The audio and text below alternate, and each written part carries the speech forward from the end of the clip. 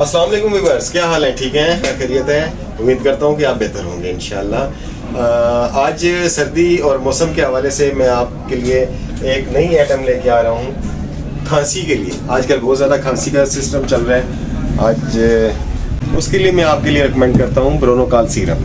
ये खांसी के लिए, एलर्जी के लिए, गले की खराश के लिए और बलगम को जिस्म में से निकालने के लिए इस्तेमाल किया जाता है। और खांसी के लिए बहुत क्योरिंग सीरप है ये, तो आप इसको इस्तेमाल करें, इंशाल्लाह आपको बहुत बेहतरी महसूस होगी।